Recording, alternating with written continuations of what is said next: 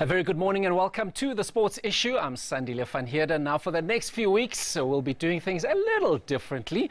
That's because around the world, there's a big tournament happening. It is the FIFA World Cup, so we'll have a footy feel throughout the show since the main event happening around the globe, as I said, is the FIFA World Cup. Now today is only day 3, but we've had so much drama already. The action started on Thursday afternoon. Saudi Arabia gave Russia 5 goals, and in return, the Saudi Crown Prince Mohammed bin Salman got 5 handshakes from Vladimir Putin.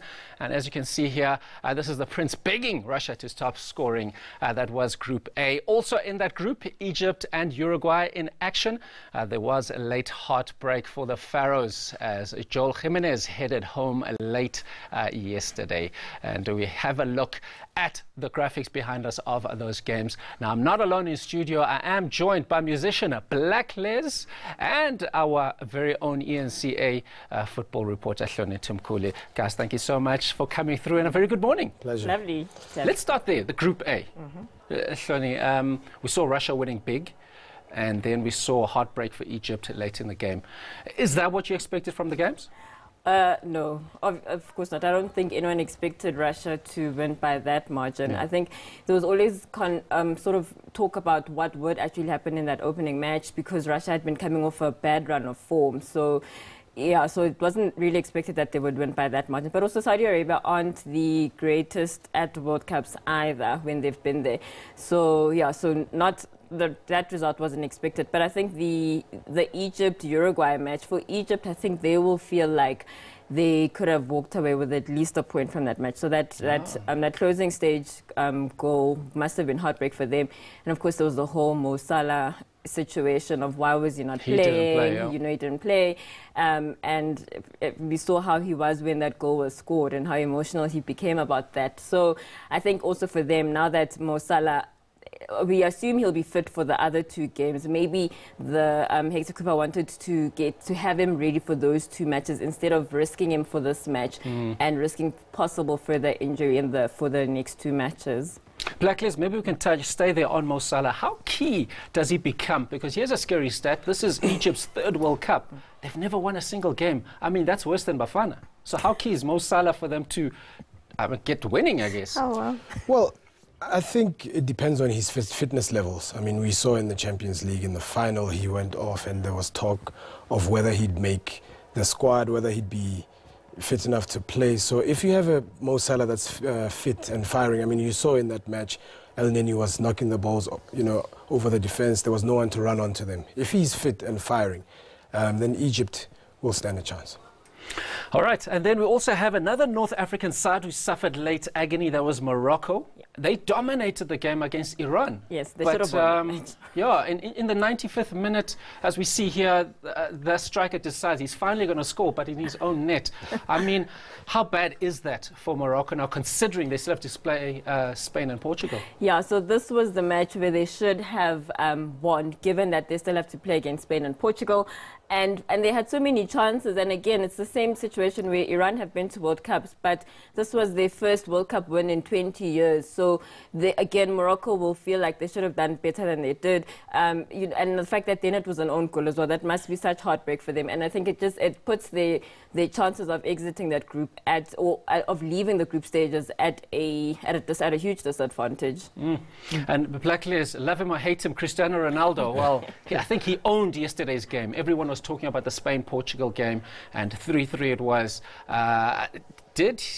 Has he finally arrived at the World Cup? Because before yesterday's game, Cristiano Ronaldo had played in 3 World Cups and only scored 3 goals. Well, who's going to argue against a hat-trick in a World Cup match?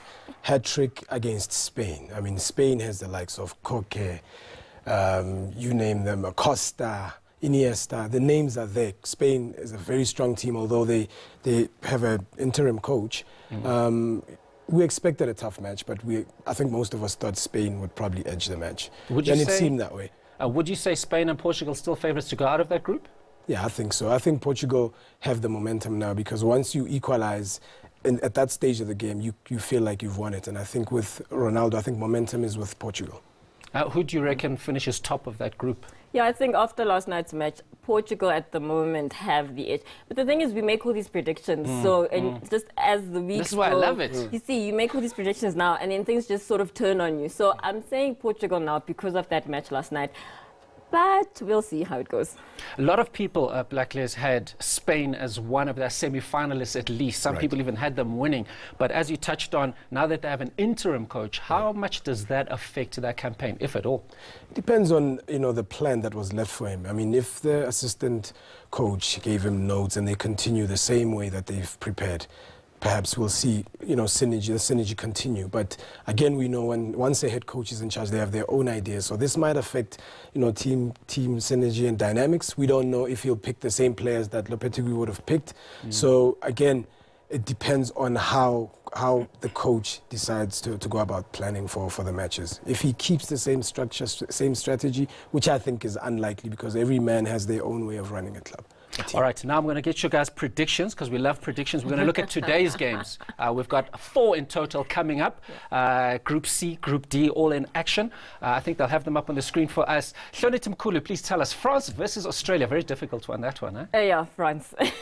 Why? No, France. Australia? Yeah, I know. Did they not have to get to the World Cup via a playoff, if I remember correctly? And France got to the World Cup quite easily, if I remember correctly. So, but also besides that, I think France should win it. I think they haven't actually ever played each other, but I do favour France to win this one. All right, Blacklayers. Argentina, Iceland.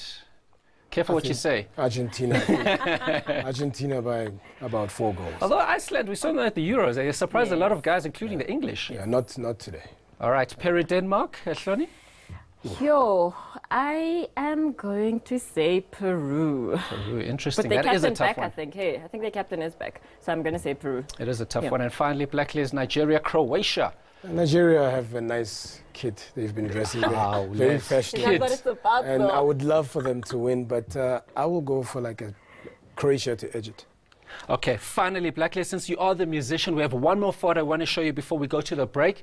I'm not sure if you watched the opening ceremony. Robbie Williams was around. And then he flipped the bird at about billions of people watching. So my question to you, before we go to the break, Blacklayers, who is harder, Blacklayers or Robbie Williams? Definitely Robbie Williams. You're not going to flip the bird. Thank you very much. Guys, that's it. We'll have more. We'll have some jugglers in studio coming up to show us a few tricks. Maybe Blacklayers, Hloni and I can do what they do, but find out more after the break.